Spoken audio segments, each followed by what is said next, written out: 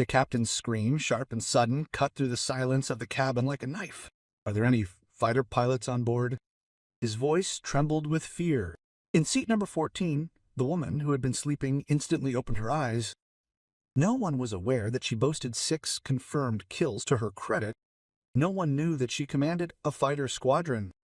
No one knew that this exhausted passenger clad in jeans represented their only hope of survival against the approaching enemy military jets, which were rapidly closing in at supersonic speed. Before you watch the entire story unfold, please let us know in the comments below what country you're watching from. Don't forget to subscribe for more exciting stories. The Boeing 77 flew smoothly at 1,000 feet above the Atlantic Ocean. In order to promote rest amongst the passengers on the overnight transatlantic flight from New York to London, the cabin was deliberately darkened. Occupying seat number 14, Captain Sarah Mitchell slept deeply, her head tilted against the cool window, dark hair falling across her face, partially concealing her features. She wore comfortable jeans and an unassuming gray sweater, giving no hint of her exceptional past. Through the airplane aisles, the flight attendants proceeded quietly, pushing their beverage carts and speaking in hushed tones as they offered drinks and snacks to the passengers who remained awake. As they came to Sarah's row, they moved even more carefully, their steps quieter now. They observed how peacefully she slept and concluded that she must be completely drained, the result of a long, demanding work week or a punishing travel schedule that had left her desperately needing rest. The elderly gentleman seated in seat 14E periodically cast a glance towards Sarah, contemplating whether he should awaken her for the meal service. However, upon observing how deeply she was sleeping, he ultimately decided against it. He whispered to the flight attendant that the woman next to him looked very tired and probably needed more sleep than airplane food. With a smile and a brief nod, the flight attendant made a note to herself to check back on this passenger. Later, she concluded that this was yet another business traveler clearly in need of a restorative rest during the lengthy international flight. Other passengers making their way to the restroom carefully avoided disturbing the sleeping woman. They moved quietly, taking care not to wake her. Even though the economy seat offered little room, she appeared remarkably serene and relaxed. No one aboard that plane, observing the peacefully sleeping figure in jeans and a sweater, could have possibly imagined that Sarah Mitchell's background included 12 years of service as one of the most highly decorated female fighter pilots in the United States Air Force. In combat missions across 3 different war zones, she had piloted both F-22 Raptors and F-35 Lightning II jets, accumulating 6 confirmed aerial victories, a record that firmly establishes her as a modern-day ace. Among a very small number of women throughout history, she is one to have earned this remarkable achievement. In her career, she had commanded tactical fighter squadrons, personally training new pilots in advanced combat maneuvers and leading them on missions. These missions were exceptionally dangerous and classified, resulting in the majority of the operational details being locked away in military archives for at least the next 50 years. A mere 8 months prior to this point, Sarah had retired from active service, having previously risen to the rank of lieutenant colonel. Her departure from the military was motivated by a profound yearning to be with her aging parents more often, to enjoy a more peaceful life after years of demanding deployments and the significant emotional burden imposed by constant combat. She had taken a consulting job with an aerospace company whose work centered around the development of flight control systems. Her work kept her involved in the world of aviation, but spared her the constant danger and the separation from her family that military life inevitably brought. This London trip was undertaken for a standard, routine business meeting. It wasn't anything exciting or dangerous, just presentations and discussions concerning software updates for commercial aircraft systems. Having been awake for close to 20 hours, grappling with numerous flight delays and a series of demanding meetings, she finally boarded the flight. This explains her almost instantaneous slumber after takeoff. Her body gratefully surrendered to exhaustion. For another 3 hours, the flight proceeded without incident. Most passengers spent this time either sleeping or watching movies on their personal screens. A quietude pervaded the cabin, interrupted solely by the consistent humming of the engines and the infrequent sounds of passengers in motion. Sarah slept deeply and soundly, her breathing slow and even, her mind drifting far away into dreams. These dreams held no images of flying or military service. Instead, they were filled with peaceful scenes of her childhood home and joyous family gatherings. The flight attendants, completing their duties, gathered the discarded items and dimmed the lights still further. A peaceful, uneventful remainder of the flight to London Heathrow was anticipated, with arrival scheduled for shortly after sunrise. However, 400 miles in front of the Boeing 77, a developing situation was about to take this routine flight and turn it into something never before seen. Two military aircraft, Su-35 fighters from a country that was increasingly engaging in aggressive maneuvers in international airspace, had taken off from a location that intelligence agencies were still trying to determine. These aircraft were not listed on any flight plan, were not responding to air traffic control, and were flying in a pattern that suggested they were searching for something in particular. What made this situation particularly dangerous was that one of the Su-30s was armed with live missiles. Ground radar systems picked up this development, registering it with increasing alarm as military commanders simultaneously tried to grasp the evolving situation. The fighter jets approached the designated commercial air corridor, while numerous passenger aircraft numbering in the dozens continued along their established transatlantic flight paths. The standard procedure would have involved diverting all commercial air traffic away from the military aircraft's flight path. But given the speed and unpredictability of the Su-3s, it was unclear which direction would be safe. Military jets from NATO countries were launched to intercept, but they were still 20 minutes away, too far away to provide immediate assistance. In a desperate attempt, the air traffic controllers tried to contact the enemy planes, and at the same time, they issued warnings to the surrounding commercial airliners. As the possibility of a disastrous outcome became clear, their voices grew strained, reflecting their apprehension. In the Boeing 7, Captain Robert Hayes and First Officer Jennifer Martinez expertly flew the plane, demonstrating the calm competence they had developed through years of extensive experience. They were engaged in conversation about family affairs and sporting results, all the while meticulously monitoring the instruments indicating perfect functionality.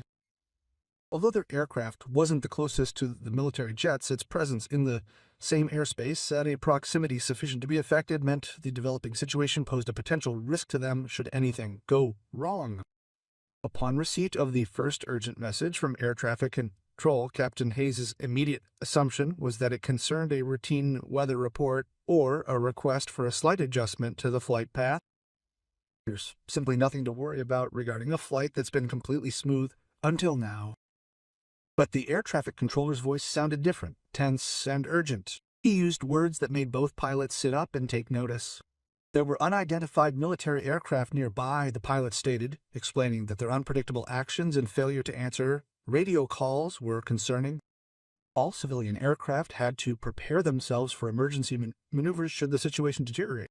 Captain Hayes acknowledged receipt of the message and immediately checked his radar. He observed nothing out of the ordinary. However, he raised his level of alertness and directed the cabin crew to halt their service and ready themselves for potential turbulence. This was the typical fallback excuse pilots used when they didn't want to upset the passengers but absolutely needed everyone to stay seated in their assigned places. Over the next 12 minutes, the situation deteriorated rapidly. The Su-35 fighter jets, without warning, abruptly altered their course and accelerated to supersonic speeds, heading directly towards the commercial air corridor. Their intentions remained unknown, yet their aggressive flight profile strongly suggested hostile intent, a fact that sent a chill down the spines of every air traffic controller and military commander observing the unfolding situation. The NATO fighter jets were still 15 hours away, a distance too great to allow them to intercept the Su-35 before it reached the civilian airliners. One of the enemy fighter aircraft deployed its targeting radar, locking onto a British Airways flight that had 312 passengers on board. The distinctive radar signature was immediately picked up by military surveillance systems across multiple countries, instantaneously triggering their emergency protocols. Captain Hayes received a highly urgent message. He was to descend immediately to 25,000 feet and deviate from his current course by 40 degrees. The concise instructions, delivered in the clipped jargon of the military, made it abundantly clear to him that this was far from an ordinary situation. As he pushed the control stick forward to begin his descent, a multitude of scenarios flooded his mind, not a single one of them promising a positive outcome. First Officer Martins had already begun trying to get more information through radio contact. Short, tense answers were all she got in response to her questions, making the gravity of the situation abundantly clear. The flight attendants, noticing the abrupt descent and alteration in course, possessed sufficient experience to recognize that such maneuvers were highly unusual. They began checking to make sure all passengers were fastened. Then came the message that changed everything. In a moment of extreme desperation, a military officer disregarded protocol and broadcast a message to all nearby aircraft. The message detailed the imminent approach of hostile enemy fighters, their motives remaining unclear. He stressed that although intercepting aircraft were only minutes out, their timely arrival was far from guaranteed. Therefore, he directed all aircraft capable of defensive measures to prepare for immediate action upon receiving the order. The message's content incorporated tactical aviation, terms which are generally found exclusively within military communications. Terms like defensive spirals, chafing corridors, and evasion vectors were unfamiliar to civilian pilots but were immediately understandable to anyone who had undergone fighter pilot training. The weight of the news settled on Captain Hayes, leaving his mouth feeling parched and dry. He was an experienced civilian pilot with a 30-year career behind him. However, he possessed no military experience whatsoever, nor any training in defensive maneuvers against enemy aircraft. He lacked experience in the type of tactical flying that could prove necessary should these fighter planes transition to an offensive posture. He looked at First Officer Martinez, her eyes reflecting back at him the very same fear he felt. In that instant, he reached a decision that flew in the face of every single regulation and procedure governing civil aviation. His hand trembled slightly as he reached for the intercom switch in the cabin. He pressed the button, a button that would transmit his voice to every corner of the passenger cabin. His voice, louder than intended, broke almost into a scream. The panic, born of the responsibility for 34 lives, completely overwhelmed his years of professional training and shattered his usual calm demeanor. "Are there any fighter pilots on board? We need military pilots, fighter pilots, anyone with fighter jet experience. Please report immediately." The desperation in his voice was unmistakable. A sound, cutting through the stillness of the cabin with the sharpness of a knife, startled the passengers awake and spread a palpable wave of fear among all who were present. In seat 14, Sarah Mitchell's eyes snapped open immediately. Before her conscious mind could fully comprehend what she'd heard, her body had already begun to react. Her years of military training had instilled in her an immediate, almost reflexive response to particular words and vocal inflections. The captain's panicked use of air combat terminology activated powerful instincts meticulously developed through thousands of hours of rigorous training and extensive combat experience. Within seconds, she was fully awake. Her heartbeat accelerated dramatically, but her mind remained sharp and intensely focused. It seamlessly transitioned into the tactical thinking, the very mindset that had saved her life during countless dangerous missions. The elderly gentleman next to her stared in confusion, wondering what had happened, why the captain was talking about fighter pilots, and what kind of emergency might require that specialized expertise on a commercial flight. Other passengers reacted with fear. Some were crying, others were pulling out their phones to send their loved ones what they thought were final messages. Panic surged through the cabin like wildfire. A horrifying realization dawned on the passengers that something terrible had taken place. The flight attendants made every effort to remain calm, yet their own fear was clearly visible on their faces as they struggled to understand the unfolding events in the cockpit. Sarah unbuckled her seatbelt and stood up. Her movements were quick and determined. The sleepiness and the unsettling uncertainty she'd felt were instantly gone as she switched over to mission mode. She stepped into the aisle and hurried to the front of the plane. Her face remained calm and intensely focused, a stark contrast to the palpable fear that enveloped her. A flight attendant tried to stop her. That's how they typically handled it, keeping passengers in their seats during emergencies. But something about Sarah's posture and expression made the flight attendant hesitate. Sarah's voice was soft, but her authority was absolute. She identified herself as a retired fighter pilot from the Luftwaffe, demanding immediate access to the cockpit. Her words possessed the precise and clear style characteristic of military communication. The flight attendant stared, her eyes widening in disbelief. She couldn't reconcile the woman who had been peacefully sleeping in jeans and a sweater with the image of a highly skilled elite military pilot. But the authority present in Sarah's voice, coupled with the desperate circumstances, left no room for hesitation. She quickly led Sarah to the cockpit door, knocked urgently, and called out that there was a passenger there who claimed to be a military pilot. The door opened immediately, and Captain Hayes' face wore a mixture of hope and skepticism as he looked at the young woman before him. Sarah didn't wait for questions. She offered her name, rank and detailed service record, and went on to list her impressive credentials and various military abbreviations. This immediately satisfied Captain Hayes that she was who she purported to be. Former Lieutenant Colonel Sarah Mitchell, with 12 years of active service in the Air Force, was qualified to fly both the F-22 and the F-35. Over 2,000 combat hours, 6 confirmed kills. Former commander of a fighter squadron at Langley Air Force Base, a recipient of the Distinguished Flying Cross and the Silver Star for her actions in combat operations, the specifics of which she was prohibited from discussing in detail. Her words were delivered quickly, with practiced precision, leaving no room for doubt about her background or extensive skills. Captain Hayes was struck by a wave of relief so potent and overwhelming that it nearly incapacitated him.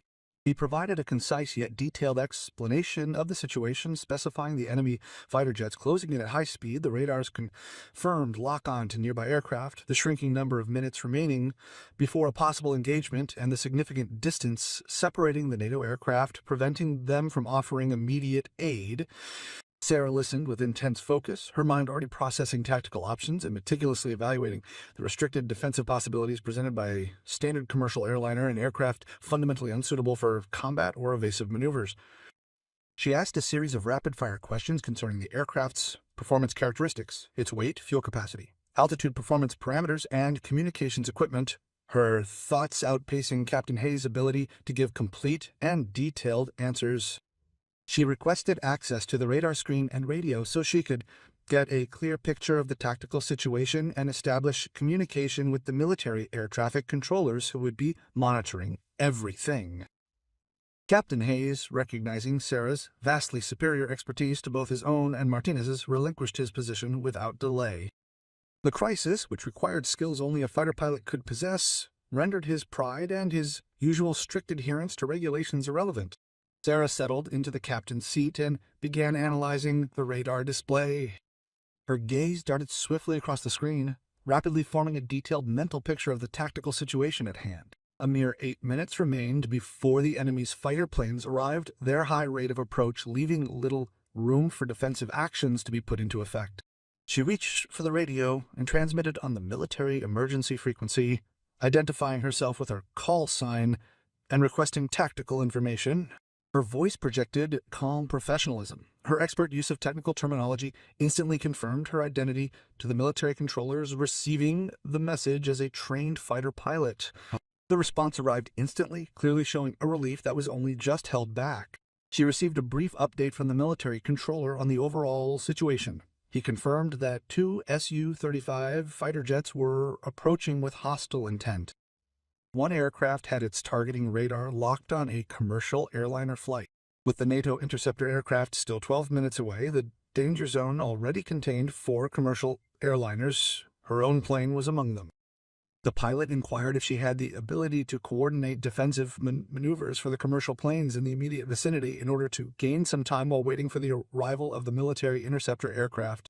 A request that went far beyond normal procedures, but reflected the desperate nature of the situation. Sarah's mind raced through the various options. Commercial aircraft were not designed for aggressive maneuvers. Their size and weight made them vulnerable to fighter aircraft designed for dogfights. However, she was aware of tactics which held the potential for success, defensive schemes that capitalized on the inherent vulnerabilities of fighter pilots attacking slow-moving targets. These maneuvers, while unlikely to win outright, could potentially buy enough time for everyone to survive until reinforcements arrived. She urgently requested immediate tactical control of all commercial aircraft in the vicinity, an unprecedented request that would give her the authority to direct the movements of multiple civilian flights. But the military controller didn't hesitate, granting her the authority immediately and ordering all commercial pilots to follow her instructions without question. Sarah began issuing orders in rapid succession. With her extensive understanding of fighter jet combat strategies, she skillfully maneuvered the commercial airliners into positions that made them difficult targets. Simultaneously, she directed 2 aircraft to lower their altitude while her own plane climbed, creating a substantial vertical spread. This tactic effectively divided the enemy fighters' attention, reducing their overall effectiveness. She ordered the pilots to be ready for sharp aggressive turns awaiting her signal. Her coordination of the maneuvers was crucial. It minimized the probability of enemy hits while ensuring that all aircraft remained far enough apart to prevent any collisions.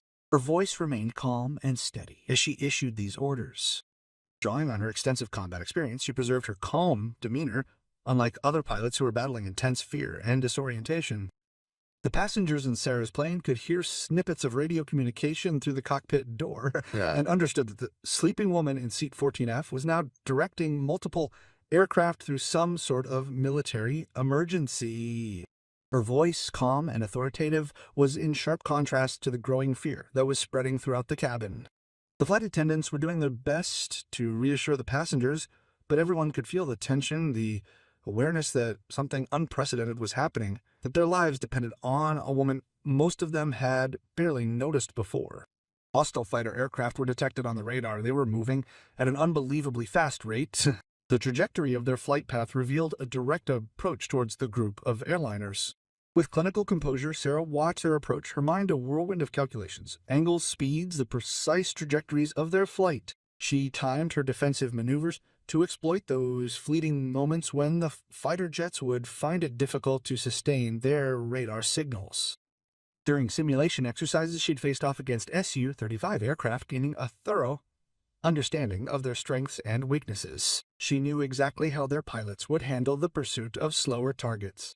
4 minutes remained before the fighter planes arrived, and at that moment Sarah gave her initial defensive order. This order instructed all aircraft under her command to simultaneously turn in various directions, a coordinated maneuver that disrupted the orderly formation of commercial aircraft. The pilots hesitated for only a second. Their training ingrained in them the absolute necessity of adhering to their assigned flight paths, preventing any deviation. The urgency in Sarah's voice was undeniable, and the military air traffic controller's confirmation of the order served to solidify their decision to obey. 4 gigantic commercial airplanes started their turns in separate directions. Their movements, compared to the nimble fighters, were slow and ponderous, yet precisely coordinated, a feat orchestrated by Sarah with the precision of a conductor leading her orchestra. The enemy fighters reacted in confusion. Their targeting was disrupted by the unexpected maneuvers. It seems their pilots had not accounted for the possibility of the commercial airliners employing defensive tactics. Leading the formation, the Su-35 jet broke off radar contact with the British Airways flight to locate a more vulnerable target. With the airliners continuing their turns, Sarah closely monitored the fighter jets, carefully studying their maneuvers. The patterns she observed clearly indicated pilots who, while displaying aggression, lacked sufficient experience. Their tactical choices were consistently flawed, resulting in the exposure of easily exploitable weaknesses. She issued another series of orders directing altitude changes that created a 3-dimensional complexity in the airspace, making it difficult for the fighter pilots to maintain a sense of situational awareness while simultaneously pursuing multiple targets. The airliners climbed and descended at her command. The pilots' movements formed a defensive pattern, skillfully taking advantage of the Su-35 pilot's evident lack of experience in managing complex missions against a number of non-military targets. Sarah, through her commands, essentially managed to pilot 4 aircraft simultaneously, skillfully utilizing the position of each plane to hinder the enemy fighters' ability to acquire targets. The fighter aircraft performed numerous high-speed maneuvers through the region with the clear intention of intimidating the civilian aircraft or possibly identifying simple targets of opportunity. But Sarah's expertly managed defensive coordination resulted in all airliners maintaining positions that presented challenging angles and very little visibility. The enemy pilots were growing increasingly frustrated. The airliners' refusal to fly in a straight and level manner, essentially presenting themselves as easy targets, rendered the aggressive maneuvers of the pursuing aircraft increasingly erratic and unpredictable. Sarah keenly observed the pilot's frustration and anger emotions that, as she knew from experience, inevitably resulted in errors during combat. Capitalizing on this, she meticulously timed her own maneuvers, ensuring they aligned perfectly with instances where the enemy fighters were poorly positioned. Captain Hayes and First Officer Martinez, their eyes wide with amazement, watched Sarah expertly orchestrate the defensive maneuver. With practiced ease, her hands danced across the controls, her voice never wavering in its calm, authoritative tone, as she gave orders and simultaneously assimilated information from a variety of sources. They were able to see on the radar how the enemy's fighter jets repeatedly made attempts to locate targeting solutions. Every attempt was disrupted by Sarah's perfectly timed defensive maneuvers, which kept all the commercial aircraft just outside their optimal attack positions. This was the application of combat aviation tactics to civilian air travel tactics they had never before encountered nor even conceived of. Expertise that only someone with Sarah's background could provide. The aircraft's repeated changes in direction and altitude were clearly felt by the passengers. Movements that were aggressive for a commercial flight but controlled and purposeful rather than panicked. The flight attendants had ceased their efforts to serve and reassure the passengers.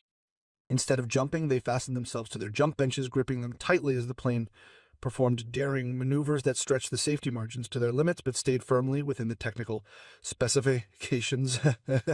All understood the life-threatening danger they were in, recognizing that the woman at the controls of the aircraft was fighting with extraordinary skill, a level of expertise that none of them could completely understand.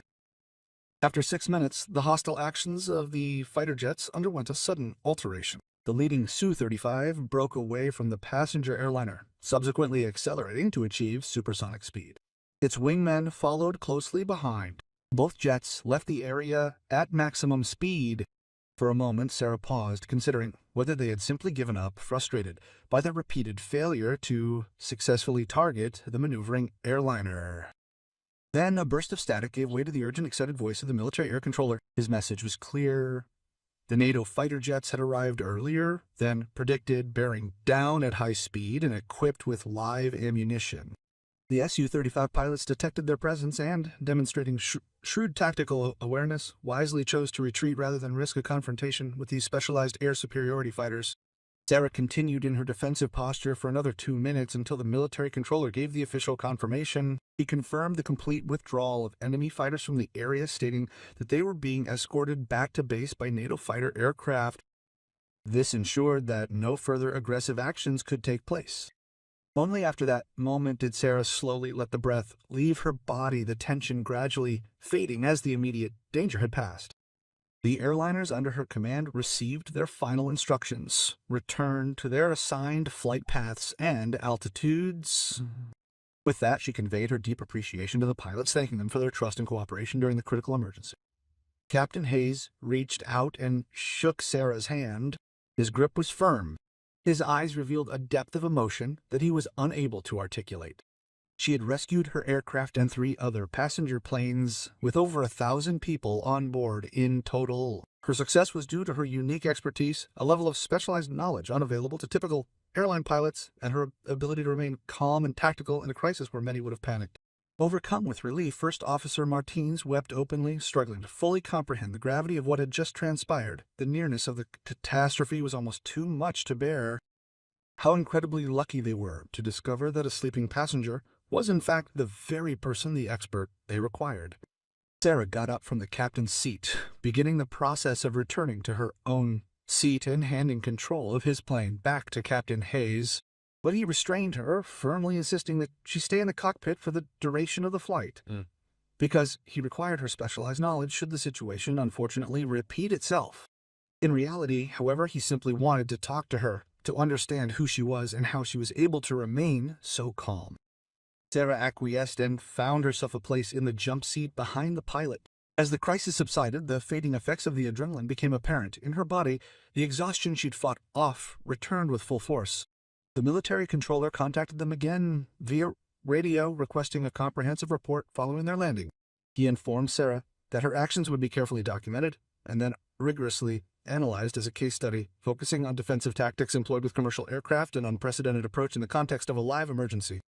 There would be medals and recognition, the controller said. Sarah, though, just managed a weary smile and explained that she already had more than enough medals and would strongly prefer to be allowed a return to her ordinary routine. A request, even amidst the ongoing tension, proved enough to make Captain Hay laugh. Word had spread through the passenger cabin about what had happened. The flight attendants whispered that the sleeping woman in economy class had, in fact, been a military pilot whose responsibilities had included coordinating the defense against enemy aircraft. A story so unbelievable that many passengers at first were disinclined to believe it, only accepting its truth once they witnessed Sarah exiting the cockpit. As she walked back through the cabin to her seat, she first made a detour to the restroom. There, she splashed some water on her face to refresh herself. The passengers erupted in spontaneous applause. Many stood up to thank her personally. Their gratitude was overwhelming and sincere.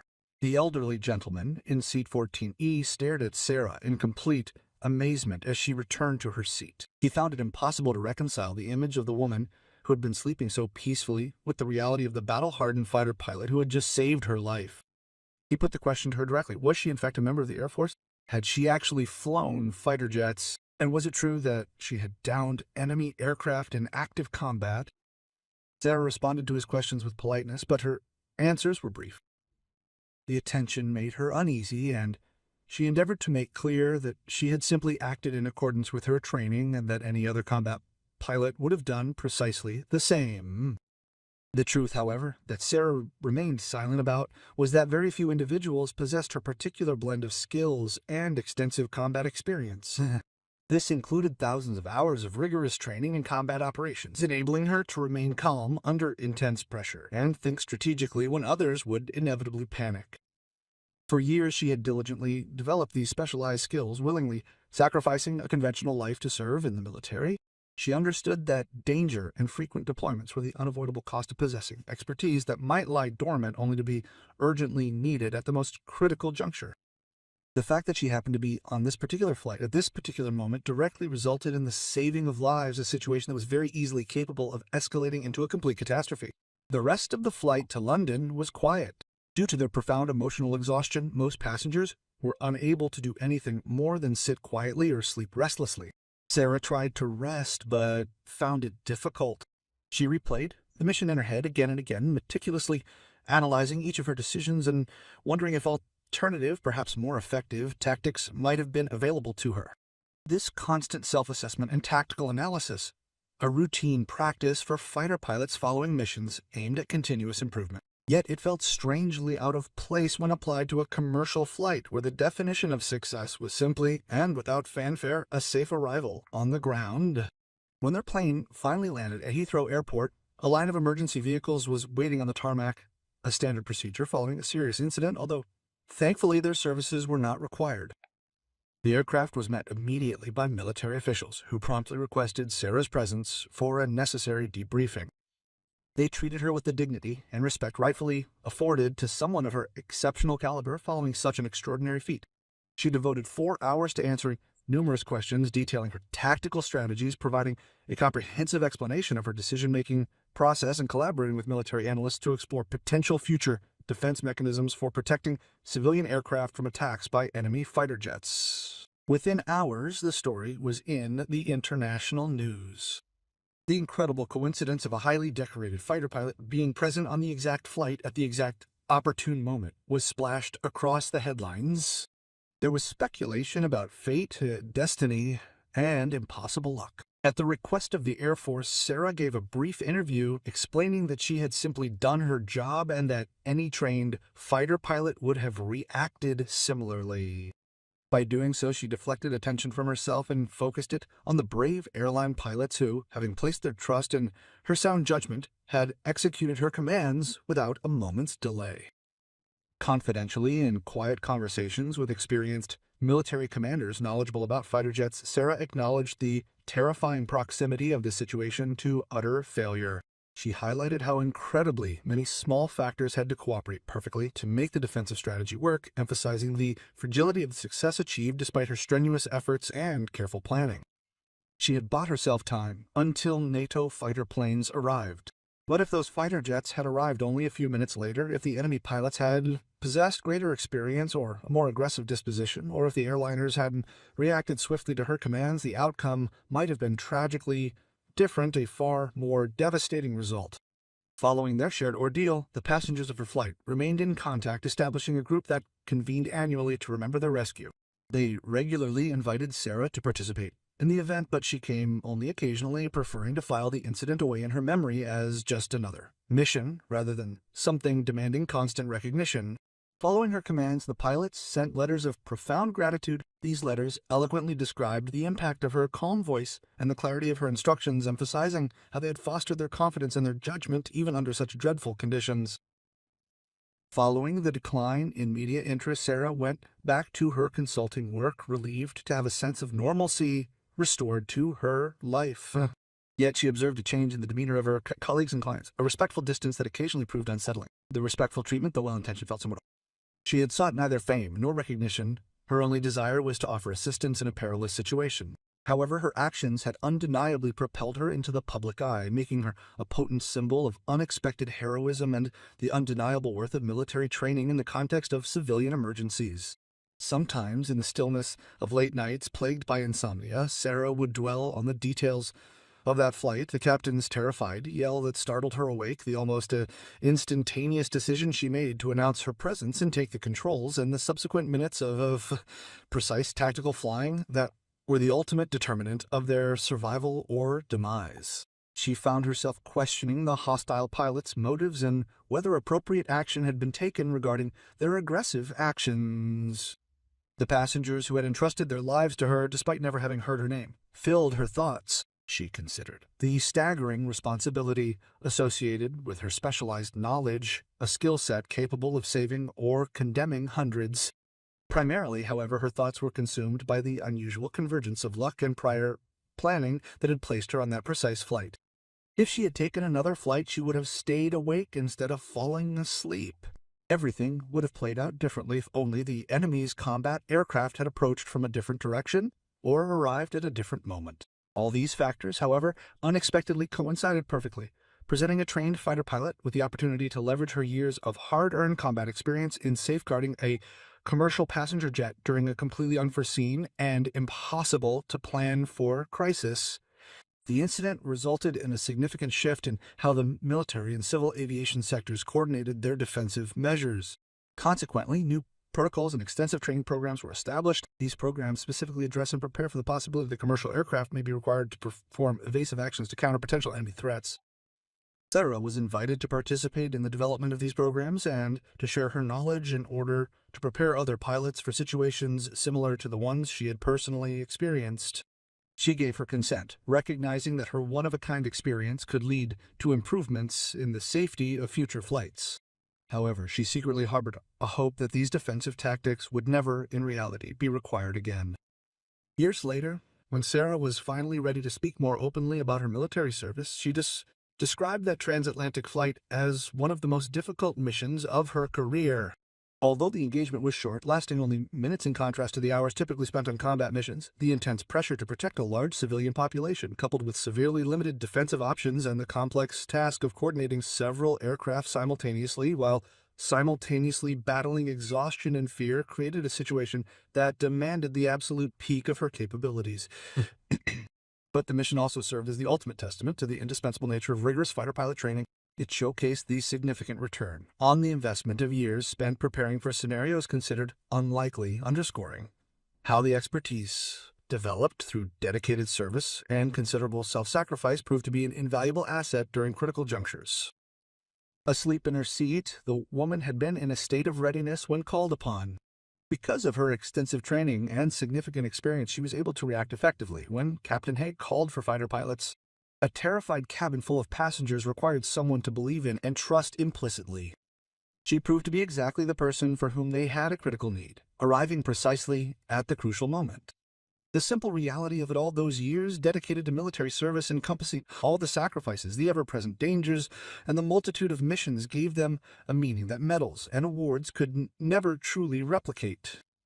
She had saved lives, not by performing dramatic feats of heroism, but through quiet competence, her extensive tactical knowledge, and the steadfast professionalism honed during her years of service in military air operations. And sometimes that was enough.